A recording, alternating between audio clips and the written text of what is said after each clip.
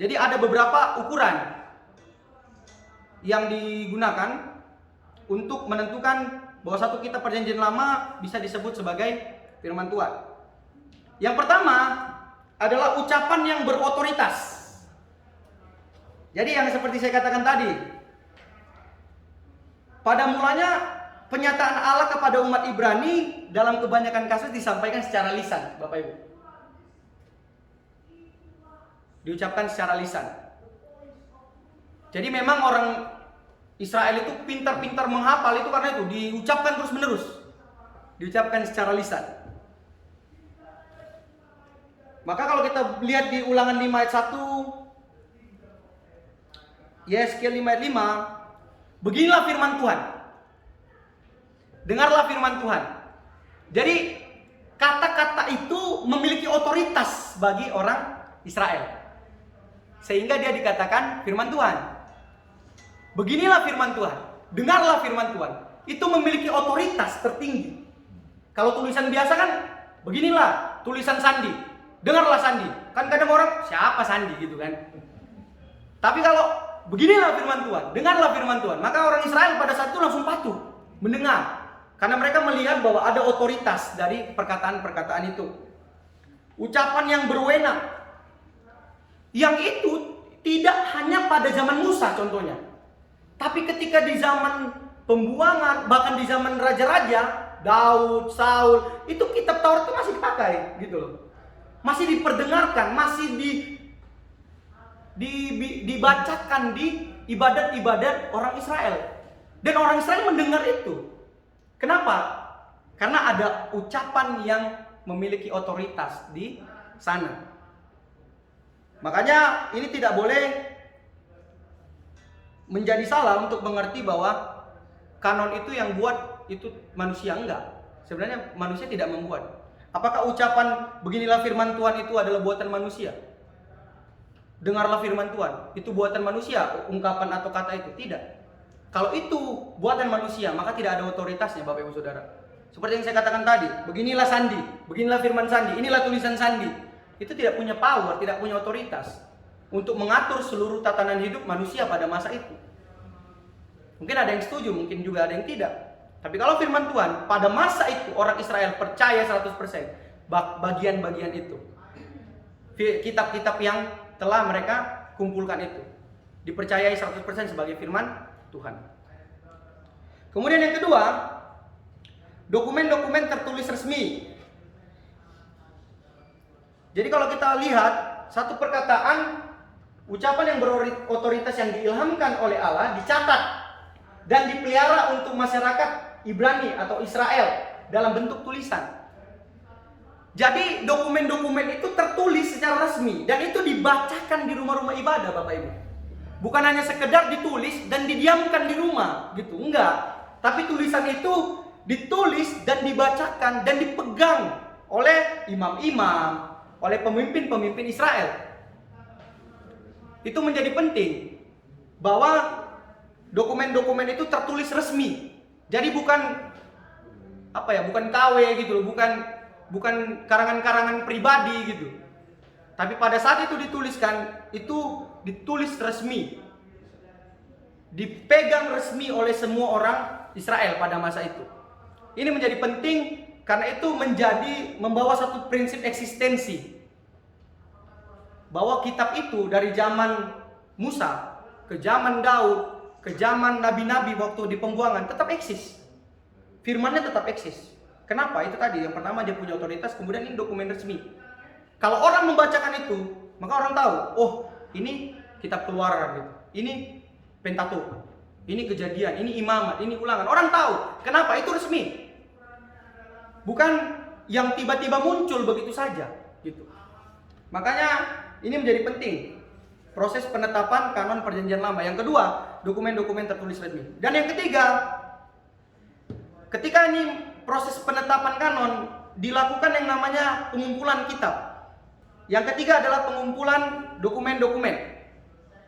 Ini proses pengumpulan kitab perjanjian lama dikumpulkan Bapak Ibu Saudara dengan waktu yang cukup lama.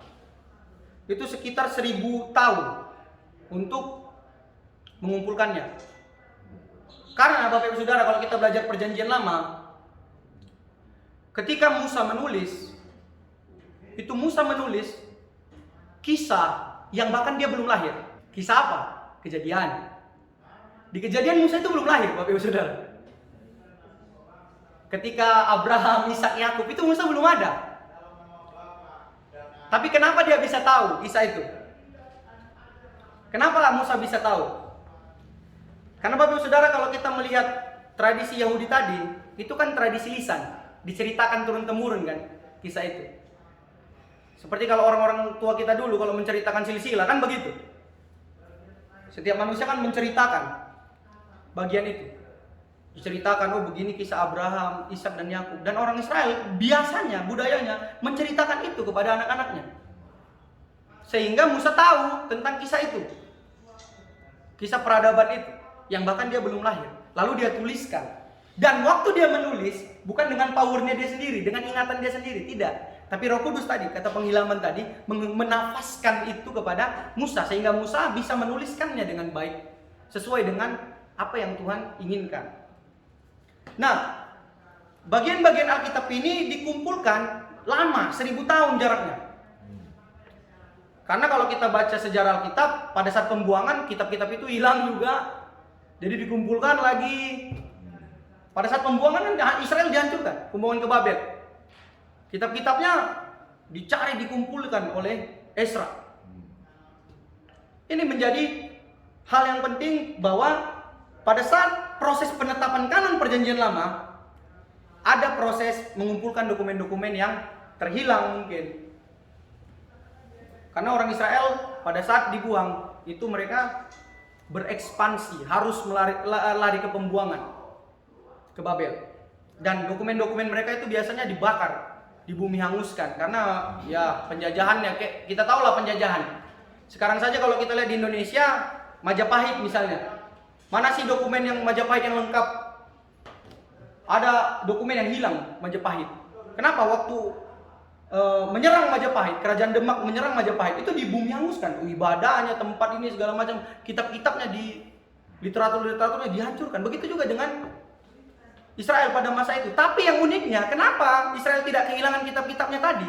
Ya karena tadi pada proses itu Tuhan juga campur tangan untuk menjaga kitab-kitab itu, kemudian ditemukan kembali, kemudian disalin lagi, sehingga firman itu tetap diperdengarkan hingga pada kita saat sekarang ini.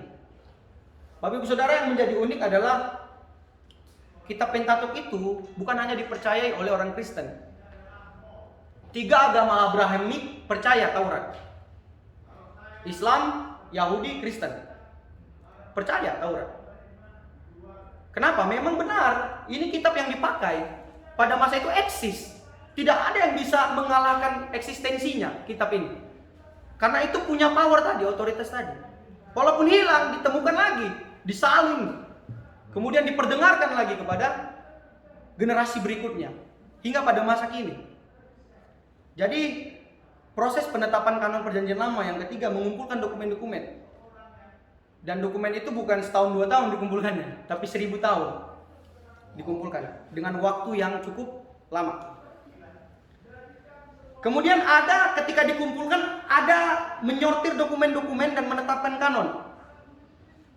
Nah, ini menjadi satu hal yang membuka cakrawala berpikir kita juga, Bapak Ibu Saudara. Ketika periode pembuangan itu, masa keruntuhan Yerusalem, pada saat pembuangan ke Babel, itu banyak kitab sebenarnya yang ada. Ada kitab-kitab yang bahkan kita sendiri tidak mempercayai sebagai firman Tuhan. Contohnya apokrifa itu tidak kita kanonkan dalam perjanjian lama kita. Kenapa? Karena ada hal yang penting yang harus ditinjau tadi. Mereka harus sortir. Orang Israel itu kan punya satu ciri bahwa mereka itu sangat-sangat teliti sekali untuk menilai sesuatu. Mereka itu bukan bangsa yang bodoh, tapi mereka punya satu intelektual yang bisa membuat satu ukuran. Ada beberapa kitab yang tidak diterima pada saat itu dikumpulkan. Tidak diterima sebagai firman Tuhan. Dan yang bagian kedua juga sebagai bagian dari pembaruan di bawah pimpinan Ezra dan Nehemia pada masa pembuangan di Yerusalem. Ada kitab-kitab juga yang harus disortir di situ. Karena nggak semua kitab itu firman Tuhan. Karena pada masa itu orang juga suka menulis.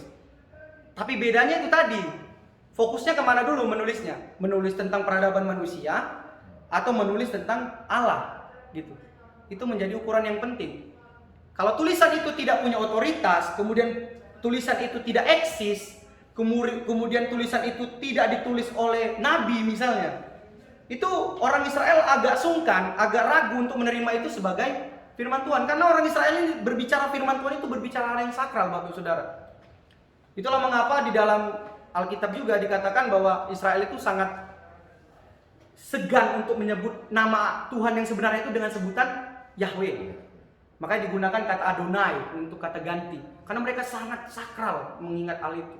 Kalau sesuatu dikatakan firman Tuhan, maka mereka juga sangat mengerti dengan jelas bahwa hal ini bukan hal yang main-main. Untuk mereka gampang aja untuk mengambil kitab lalu katakan ini firman Tuhan gitu, enggak. Prosesnya sangat rumit. Dan mereka mensortir itu dengan sedemikian rupa ketatnya. Sehingga jadilah kitab-kitab yang kita percayai sekarang, yang kita sama-sama pegang dan kita imani sebagai firman Tuhan di dalam perjanjian lama. Ya, mungkin pada bagian ini kita akan buka sesi tanya jawab ya. Ya, saya mau bertanya ini tentang puluhan kitab itu kan kita ketahui bahwa di masa pembuangan kitab itu kan ada kebakar. Nah, untuk mengkanonkan itu dibutuhkan tadi waktu selama 1000 tahun ya Pak ya? Iya benar.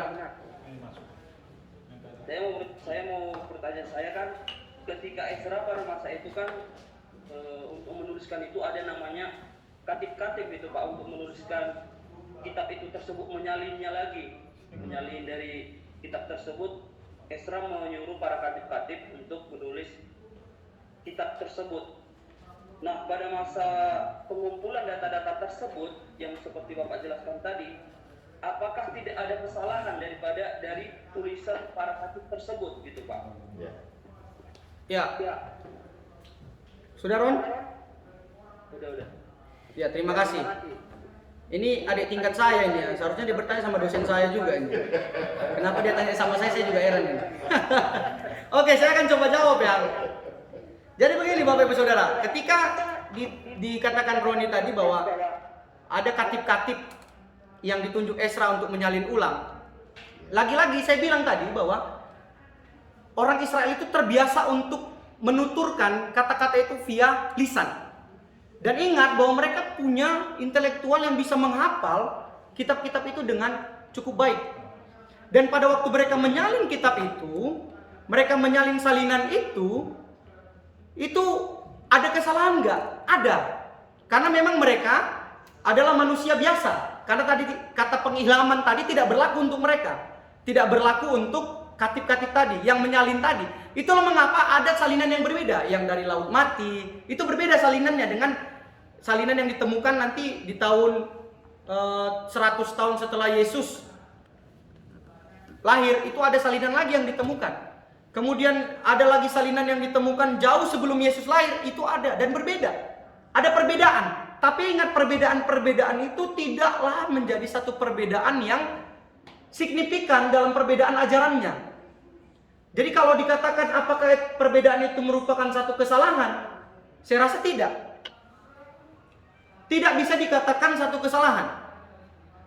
Contohnya begini, kalau saya menuliskan satu buku, kemudian ada yang menyalin buku itu, tapi dengan mengubah beberapa kata saja, yang tidak mempengaruhi isinya. Apakah itu bisa dikatakan sebagai suatu hal yang salah? Pesan saya atas buku saya itu tidak sampai? Tetap sampai, karena isinya tidak berubah, konten utamanya tidak berubah. Tetapi kata-katanya mungkin, karena dibakar tadi ada yang salah, kan mereka lihat ada yang salah, lalu mereka berusaha untuk mengingat. Kemudian ditulis kembali.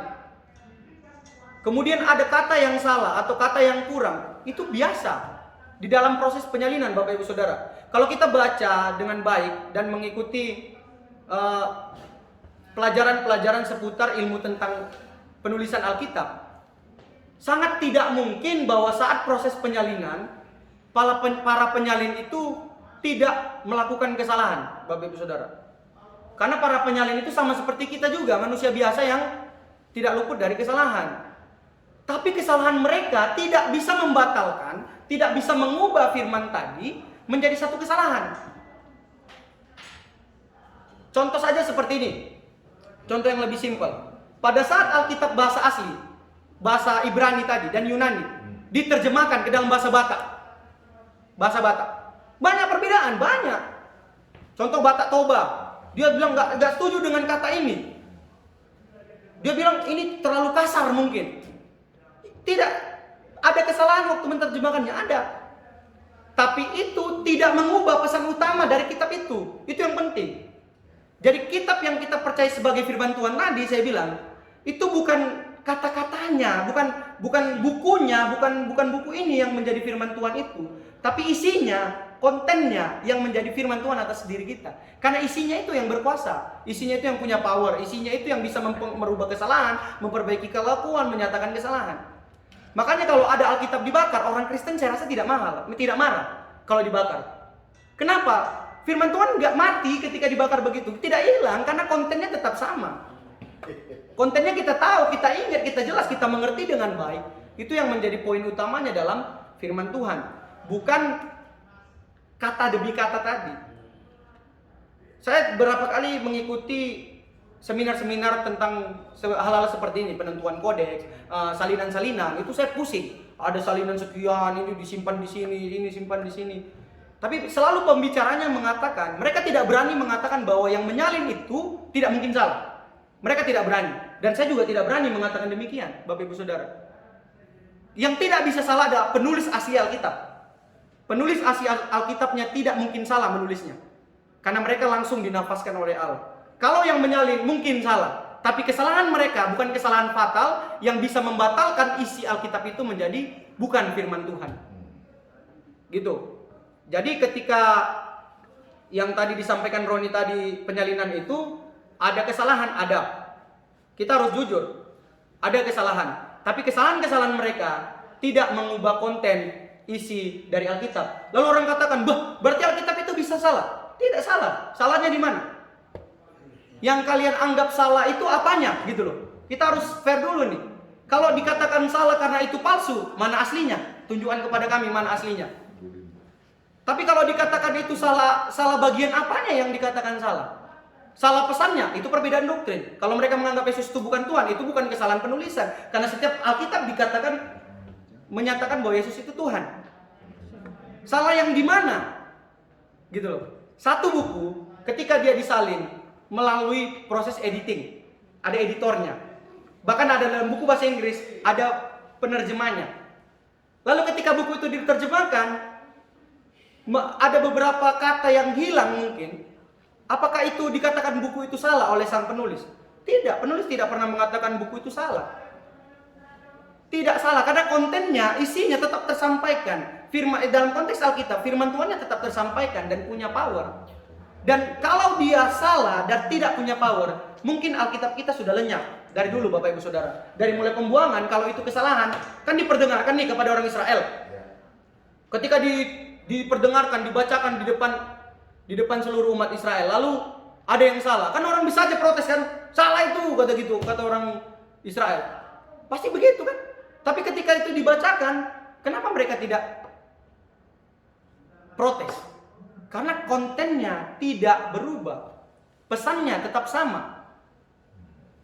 Jadi kita jangan melihat Alkitab itu, kesalahan Alkitab itu pada saat dia dituliskan langsung oleh penulisnya.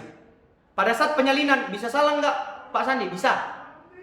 Saya berani katakan bisa. Tapi apakah saya sesat ketika mengatakan demikian? Tidak. Karena ketika kita katakan penyalinannya salah, itu bukan kita menyatakan Alkitabnya salah. Gitu. Alkitabnya tidak salah, walaupun penyalinannya salah. Karena pesan dari Alkitab itu tetap tersampaikan. Pesan dari firman itu tetap tersampaikan. Yang menjadi aneh, kalau kita katakan Alkitab kita tidak salah, kemudian kenapa ada versi yang berbeda-beda? Kenapa NIV dengan KJV berbeda-beda? Kenapa terjemahan bahasa Indonesia dengan mungkin bahasa-bahasa lain itu berbeda? Kita mau bela Alkitab dari mana kalau kita katakan bahwa penyalinannya tidak mungkin salah? Kalau tidak mungkin salah, maka yang kita dapatkan sekarang pasti seragam, Bapak Ibu Saudara. Kalau tidak mungkin salah. Tapi karena Alkitab itu potensi untuk orang-orang yang menulis itu, mereka adalah manusia-manusia biasa, tapi tetap Pak Ezra kan ketika menentukan itu, dia memiliki kriteria khusus untuk penulis-penulis kitab itu. Dia mencari orang-orang yang terpilih pastinya. Karena orang Israel lagi-lagi kita katakan selalu orang-orang yang sangat ketat dalam kriteria. Dan ketika itu diberikan, dituliskan oleh orang-orang yang ditunjuk oleh Ezra tersebut, itu mungkin ada salah. Tapi kesalahannya tidak membatalkan bahwa Alkitab itu tidak disebut firman Tuhan. Karena kontennya tetap sama, buku itu tetap masih menceritakan tentang Tuhan. Buku itu masih menceritakan tentang kebenaran-kebenaran, penyataan-penyataan diri Tuhan kepada umat manusia. Ya, itu pandangan saya tentang pertanyaan tadi. Ada lagi yang ingin bertanya? Ya. Oke, pertanyaannya adalah untuk proses kanonisasi. Di dalam agama Katolik sendiri ada beberapa tambahan seperti kitab 1 Makabe, 2 Makabe, tambahan kitab Salomo, Amsal Salomo. Itu kenapa sih? Menurut saya bagaimana? Nanti saya akan terangkan sebenarnya dari poin-poin berikutnya. Karena nanti saya akan tunjukkan bagaimana sih gitu. Jadi Katolik memegang yang mana, kemudian Protestan memegang yang mana, Yahudi pegang yang mana. Di slide berikutnya akan saya tunjukkan. Ya, saya akan lanjut sekaligus menjawab pertanyaan dari Bang Hardi. Sekaligus kita akan menjawab pertanyaan dari Bang Hardi ya. Saya akan lanjut. Kriteria penyaringan kanon Alkitab Perjanjian Lama.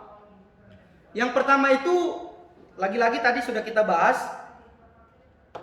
Ini hanya bersifat pengulangan untuk menekankan saja poin-poin yang sudah saya bahas tadi. Yang pertama sifat ilham ilahi tadi, yang hakiki dan dia punya otoritas dan dia dikenal oleh setiap orang Israel. Kitab itu dikenal, nggak asing kepada orang Israel.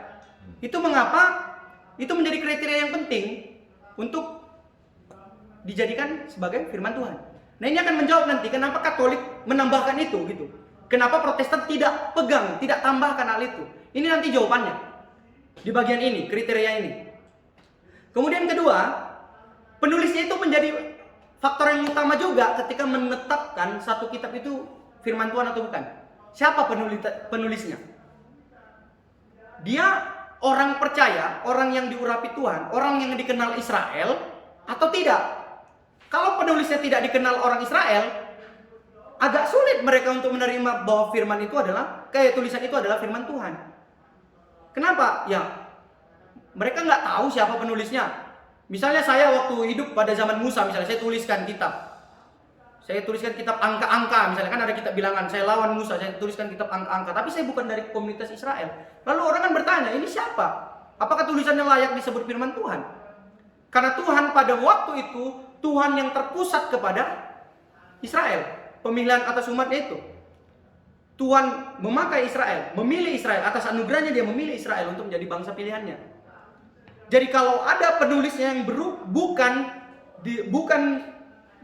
tergabung di dalam komunitas Israel itu sendiri, makanya agak berat bagi orang Israel untuk menerima hal itu sebagai firman Tuhan. Kemudian isi tiap-tiap kitab diteliti. Kenapa? Itu menjadi penting supaya ada konsistensi dalam pengajaran yang diajarkan. Bapak Ibu Saudara, yang perlu kita pahami, Alkitab itu tidak pernah kontradiksi. Tidak pernah bertolak belakang pesannya. Yang bertolak belakang adalah tafsiran kita. Cara kita memandangnya yang kadang bertolak belakang. Tapi Alkitab tidak pernah inkonsistensi terhadap pesan-pesannya. Dia tetap menyampaikan pesan yang sama. Benang merahnya adalah perjanjian tadi, covenant tadi. Dari zaman perjanjian, dari kejadian, sampai zaman Wahyu, tentang covenant. Perjanjian Allah dengan manusia. Walaupun perjanjian itu gagal, Tuhan tidak pernah gagal. Walaupun perjanjian itu seolah-olah salah, gagal di mata manusia, tapi Tuhan tidak pernah gagal dalam perjanjiannya. Contohnya seperti apa sih perjanjian yang gagal? Abraham. ketika dia mengambil gunting istrinya. Kan Tuhan janjikan covenantnya adalah dari istrinya yang sah. Lalu dia mengambil. Kan seolah-olah gagal kan manusia. Seolah-olah gagal janji itu. Tapi apakah itu membatalkan perjanjian Tuhan? Enggak. Karena tetap perjanjian itu tetap berlanjut sampai Tuhan intervensi. Jadi kita jangan terpaku pada istilah Abraham itu bapak orang percaya. Sebenarnya banyak tidak percayanya Abraham dalam menjaga perjanjian itu. Tapi bukan Abraham yang menjadi fokus utamanya Bapak Ibu Saudara. Walaupun Abraham gagal, perjanjian Tuhan nggak mungkin gagal. Yes. Tuhan intervensi. Bukan Abraham yang memegang teguh. Abraham kan orang beriman nih. Kita anggap selalu Abraham memegang teguh janji Tuhan. Bukan Abraham yang memegang teguh janji Tuhan. Tuhan yang teguh memegang Abraham Bapak Ibu Saudara. Karena dia tidak bisa menyangkali perjanjiannya. Kalau ada satu hal yang tidak bisa dilakukan Tuhan, ada satu hal yang tidak bisa dilakukan Tuhan. Dia tidak bisa mengingkari janjinya. Dia tidak bisa berdosa. Dia tidak bisa menyangkal janji itu. Orang kan selalu bilang Tuhan itu maha kuasa, bisa segalanya. Tapi ada satu hal yang tidak bisa dilakukan Tuhan. Dia tidak bisa menyangkali dirinya. Menyangkali perjanjiannya. Jadi konsistensi isi itu merupakan peran penting di dalam pengkanonan. Karena isinya konsisten nggak? Gitu loh. Makanya saya katakan tadi banyak tulisan di dalam perjanjian lama yang hadir. Banyak. Ditulis oleh Philo, ditulis oleh Socrates. Di zaman sesudah Yesus juga banyak kitab. Sebelum Yesus banyak kitab. Nanti di akhir akan saya tunjukkan tabel yang saya dapat. Yang saya dapat dari David Powson. Saya mengikuti beberapa YouTube-nya. Dan itu bagus sekali. Sudah diterjemahkan dalam bahasa Indonesia. Saya rekomendasikan kita untuk menonton itu supaya lebih memperdalam. Kan ini kan kita sifatnya mengenal. Kalau mengenal itu kan kulit-kulitnya doang. Kalau kita belajar itu udah, berarti kita satu aja nih, ya Pak. Kita buat berapa SKS ini. Tapi kalau kita mengenal, saya hanya paparkan yang biasa-biasa saja. Kita nggak masuk ke dalam kedalaman konteks budaya segala macam. Itu nanti bisa kita tanya jawab di luar kelas. Supaya apa yang saya susun materi ini tentang pengenalan perjanjian lama bisa tersampaikan. Isinya menjadi penting karena harus menjadi satu kesatuan yang utuh. Tidak boleh ada inkonsistensi, tidak boleh ada tolak belakang, tidak boleh ada saling membantah di dalam kitab itu. Kalau ada pesan yang bertolak belakang, maka jelas yang diterima adalah, yang ditolak adalah yang tidak sesuai dengan apa yang diajarkan dari turun-temurun oleh nenek moyang Israel. Yang keempat, penggunaan dokumen-dokumen atau kitab-kitab tertentu oleh masyarakat Ibrani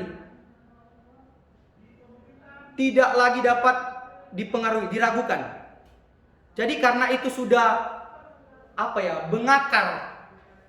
Kitab-kitab itu udah diperdengarkan, kitab-kitab itu diajarkan turun temurun, bahkan sudah mengakar dari mulai nenek sampai cucu cicitnya, sudah terus diucapkan, dibicarakan. Itulah yang menjadikan firman itu sebagai firman Tuhan. Lagi-lagi jangan terpaku dengan penjelasan saya. Ketika saya menjelaskan itu bukan berarti saya mengatakan Israel yang menjadikan Alkitab itu, kitab itu menjadi firman Tuhan, enggak. Tapi kitab-kitab itu menyatakan dirinya sebagai firman Tuhan, diucapkan terus-menerus sehingga orang Israel mempercayainya sebagai firman Tuhan. Karena kitab itu yang menyatakan dirinya sebagai firman Tuhan. Jadi ada hal yang menarik di bagian poin keempat ini, bahwa itu tidak lagi diragukan, Bapak Ibu Saudara. Ini nanti akan menjawab pertanyaan dari Bang Hardi. Kenapa sih kita nggak menambahkan gitu? Kenapa? Nah, ini pembagiannya. Kalau kita lihat pembagian dalam perjanjian lama, itu biasa disebut tanah. Tanah itu sebenarnya singkatan TNK. Orang Israel itu nggak kenal kata huruf vokal, Bapak Ibu Saudara. Nggak ada huruf vokal di dalam kosakata asal Ibrani sebenarnya. Seperti YHWH. Kita aja menambahkan sering Yahweh, gitu.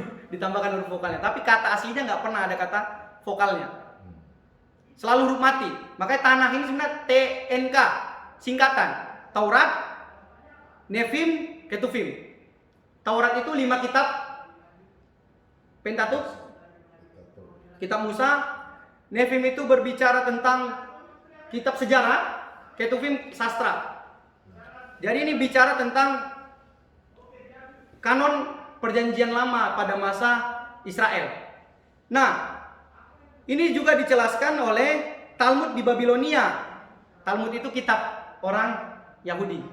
Itu dipegang pada orang pada saat di Babilonia. Kemudian sesudah Yesus Kristus ada Philo, Josephus, Meito, Tertullianus. Itu juga mereka memegang hal itu, memegang kitab itu. Tanah tadi tidak ada ditambahkan, tidak ada dikurangkan. Kenapa? Eksistensinya tidak diragukan, Bapak Ibu Saudara. 4 poin tadi.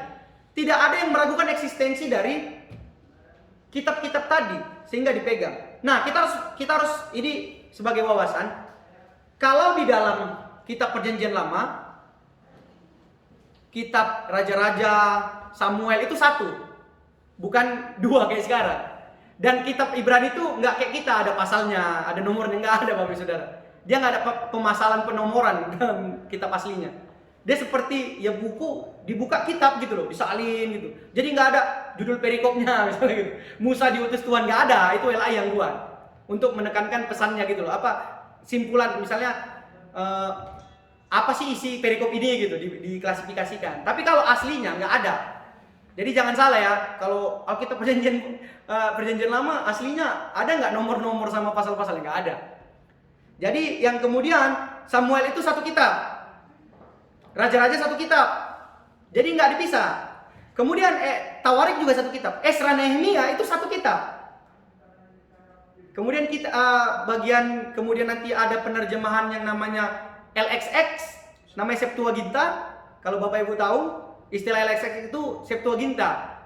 Satu proses penerjemahan dari bahasa Ibrani ke bahasa Yunani Koine, Yunani awal, yang dilakukan oleh 70 sarjana. Dan sarjana-sarjana Israel itu yang pintar-pintar, yang punya kualitas yang sungguh bagus dalam hal pengetahuan tentang kitab-kitab Perjanjian Lama. Diterjemahkan, kemudian itu nanti dibagi menjadi kanon yang kita pegang sekarang, Alkitab Perjanjian Lama kita sekarang. LXX, Septuaginta. Istilahnya LXX.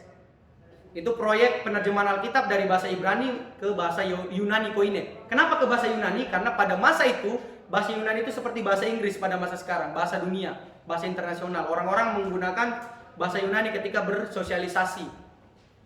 Jadi kenapa bahasa Yunani Koine yang dipilih untuk diterjemahkan? Karena pada masa itu yang berkembang adalah bahasa Yunani. Nah, jadi di dalam kitab suci Ibrani hanya berjumlah 24 kitab. Kenapa? Karena tadi Samuel satu, Tawarik itu satu, enggak jadi satu Samuel, 2 Samuel, satu Tawarik, 2 Tawarik, enggak. Esra Nehemia bahkan jadi satu juga. Jadi dia hanya 24. Sekarang saja kita jadi 39 karena kita memisahkannya tadi.